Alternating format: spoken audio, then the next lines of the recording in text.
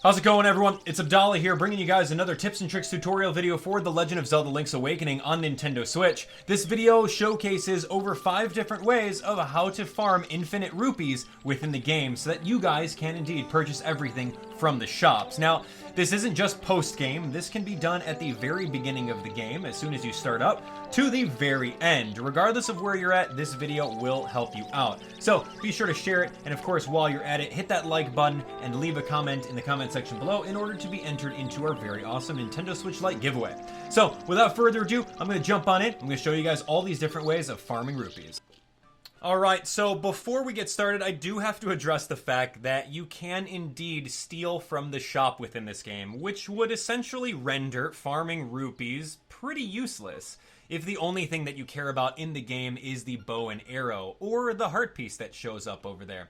Either way, don't do it. It's not worth it. If you walk back into the house or the shop over here, the shop owner is indeed going to force you to pay the ultimate price, which is your life. Anyway, so a little bit of context. You're going to need over 5,000 different rupees in the game. So farming for different rupees is going to be very imperative. There's a bow and arrow, there's a heart piece that's worth a couple hundred, and then the chamber stones, if you're aiming for those different ones, those come to about 1,280 a pop, and there's multiple ones of those. So anyway, now that you guys know the repercussions for stealing, let's jump into these methods of farming rupees infinitely. Here we go. So the first one's first. This one's going to be available at the very beginning of the game. Yes, provided you don't have the Pegasus boots, but you guys get the point. It's going to be cutting the lawn or landscaping, whatever you want to call it. Link has the ability to cut this grass infinitely in order to farm all of these different rupees. If you're at full health, the only thing that's going to spawn from these is going to be rupees, so make sure you're at full health. And of course, once you have the sword, you can do it right at the beginning. And if you want to cut the bushes in the middle, I would suggest using spin attack so you attack more than 3 bushes at a time. So this is going to definitely take a little bit longer, but is the earliest method of farming rupees within the game. And it's going to definitely come in handy in case you're going for the secret items within the fishing pond area that are new to this Nintendo Switch variant. So make sure you guys cut accordingly. You guys can continuously cut 2 different pathways, and if you want to reload the area, all you have to do is walk off screen. All right, our next method of farming rupees infinitely is going to be using the Trendy Game. Now, as soon as you walk into the Trendy Game, your roster of items may be a little bit different. There may be a heart piece, there may be a secret seashell, there may be a powder bag, a bomb, a heart. You name it, but there's always going to be some sort of rupee prize. And in this case, you're definitely going to be able to pick up a 50 rupee, right over here, the purple one, at the low cost of 10 rupees a piece. So if you do this correctly, you'll definitely net 40 rupees every time you go in and go out. Now, if you really want to, you can get that red rupee over there, but that's only going to offset the cost of how much you did. So simply put, walk out of the area and walk back in and respawn the purple rupee in order to get a net 40 rupees every single time. All right, so next up over here is going to be a brand new method, and a lot of people might like this method, and a lot of people might not. I'm in the boat where it's an okay method, but it'll absolutely work, especially if you guys are completionists and you're looking to 100% the game. So Dampé's shack over here houses a lot of chamber challenges. Now, with his challenges, there's so many different ones, and you're going to be able to go through every single one of them if you want all of the rewards in the game. There's a map over here called Treasure Hoard that you can make, and it's really just saying, hey, put all these 16 different treasure rooms together and then go in, beat the room, and do it. But of course, I'd like to do things a little bit more interesting and a little bit quicker because you don't have time for that. So if you guys have already gotten the Rupee Rain chamber dungeon by completing the game and finding all 50 of the secret seashells, make yourself a small to medium sized dungeon and of course go through it with as many different treasure chests as possible. Now, you'll notice over here that I did activate the Rupee Rain in this room, so what we're going to be focusing on is using the boomerang in order to aim for all the rupees that are not green in order to maximize on all of this. Now, with these chamber dungeons, you're going to have to beat the actual boss of the chamber in order to get every single one of these rupees in your inventory. So there's not a way of just pausing right now at 215 rupees and exiting the dungeon. You have to actually do the entire dungeon. So some of you guys might be wondering, well, Abdallah, why don't you just make a dungeon that is maybe 3 rooms, which is the entrance, the rupee rain room, another room over here that has the key, and then the final boss area or something like that. Well, from my playthrough and my experience, I've also noticed that, you know, the more rooms you have, the better rewards that you're going to get in each of these treasure chests. I made a small dungeon that has like 4 rooms in it, and the only thing that I got out of the treasure chest was on average 1 to 5 rupees.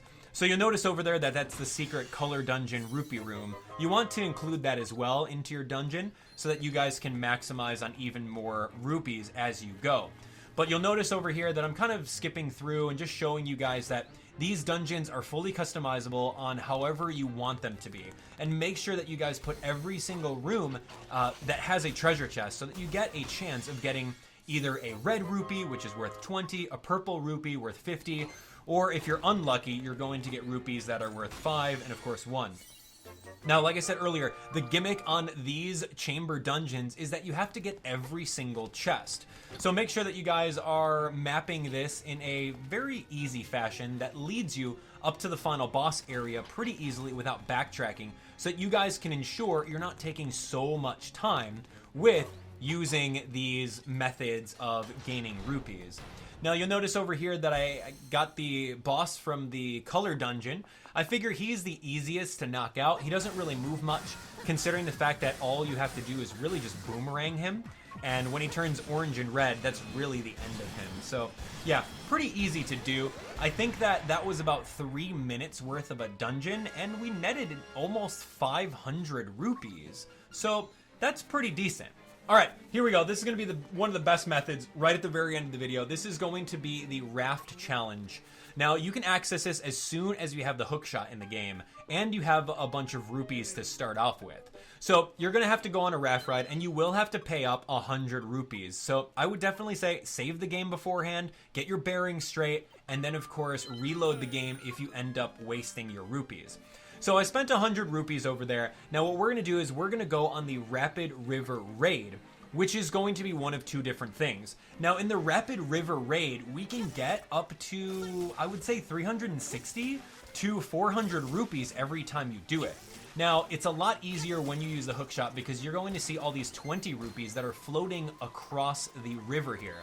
And you want to aim your character along the way with using the help of the hookshot in order to kind of move on the jet streams so that you can be in the correct paths. If you take a close look at the jet streams, they're all square by square, and they're going to move Link in the cardinal directions. So if you find yourself getting swept away, make sure you can hookshot over to any of these branches or trees in order to make sure that you get every single one of these rupees. Because the last thing you want to do is go through this 100 rupee ride and not net at least 100 rupees every time you do so.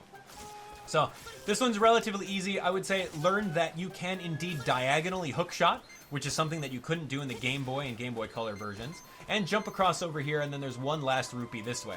So if you're paying attention, we got around approximately 360 every time we jumped over there. And as soon as you're done over here, he can offer for you to go another time. And whenever you choose one, you're going to pay the 100 right off the bat.